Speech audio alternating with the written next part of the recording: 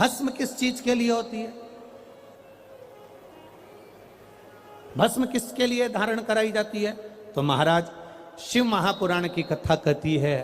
जब शरीर में कोई बड़ी बीमारी आने वाली होती है, आप एक साधारण सा प्रयोग कर देखिएगा अपने जीवन में। एक साधारण सा प्रयोग, जब आपको लगे कि डॉक्टर ने बोला है कि कोई बड़ी बीमारी का चांस बन रहा है, कोई बड़ी बीमारी होने वाली है, आप थोड़े दिन तक देवाधिदेव महादेव का ये शिवलिंग, ये जलाधारी,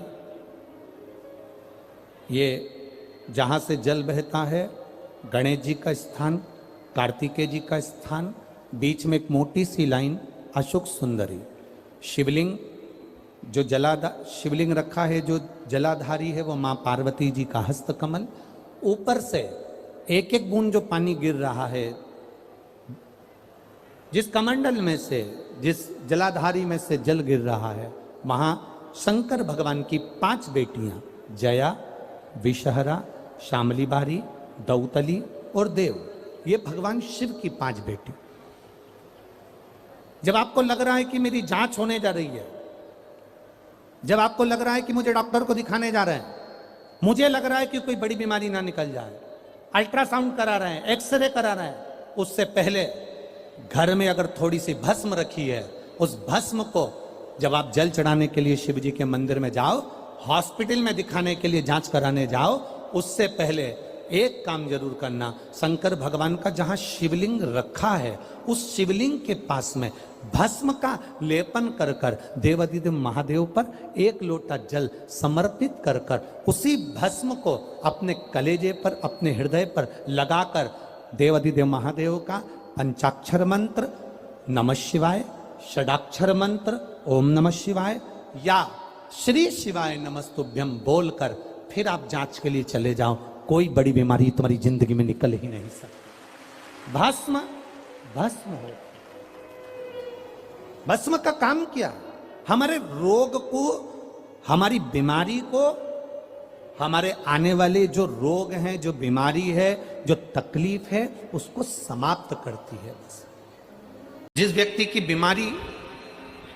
खत्म ही नहीं हो रही, कभी पाँव में दर्द आ गया, कभी कमर में दर्द आ गया, कभी पीठ में दर्द आ गया, कभी सिर में दर्द आ गया, कभी आंखों में तकलीफ हो गई, कभी दमा चलने लगा, सांस चलने लगी, कभी डॉक्टर को दिखाया तो थायराइड हो गया, कभी मालूम पड़ा कि मेरा कोई ब्लड कम हो गया, कोई प्लेटलेट कम हो गई, कोई कुछ हो गया, कोई कुछ हो गया। डॉक्टर को दिखाओ। हमने कल भी कथा में कहा था, परसों भी कहा था कि डॉक्टर शिव का एक रूप होता है, उसको दिखाओ।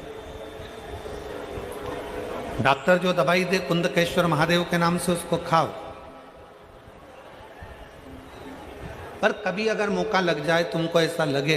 कि ये शरीर का रोग तो समाप्त हो ही नहीं रहा, एक ना एक रोग चल ही रहा, ये रोग समाप्त होने का नाम ही नहीं ले रहा, समाप्त ही नहीं हो रहा, ये तो समाप्ति की ओर जा ही नहीं रहा। फिर पिपलेश्वर महादेव का नाम लेकर,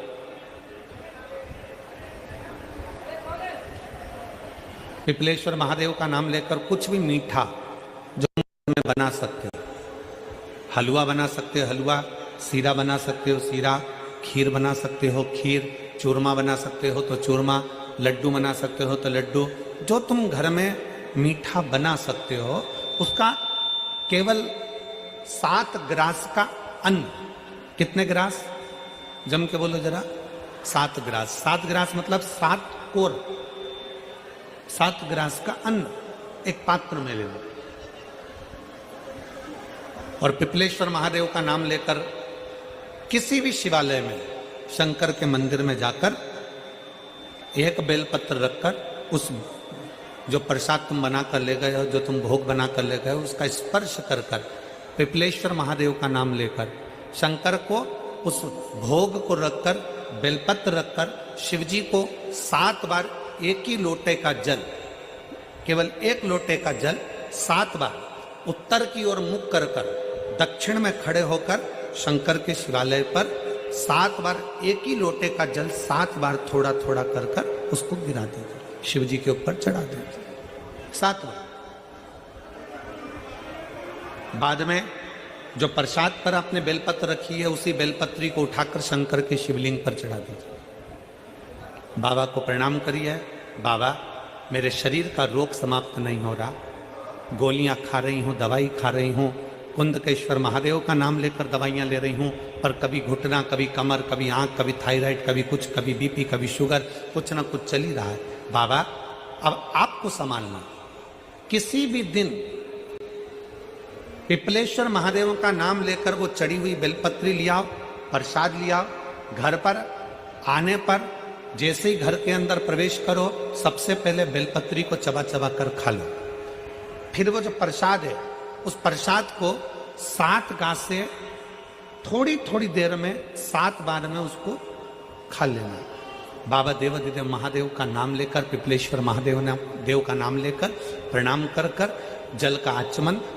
हाथ की हथेली में जल लेकर 7 बार आचमन कर लीजिए और शिव का, पिपलेश्वर महादेव का नाम ले लीजिए।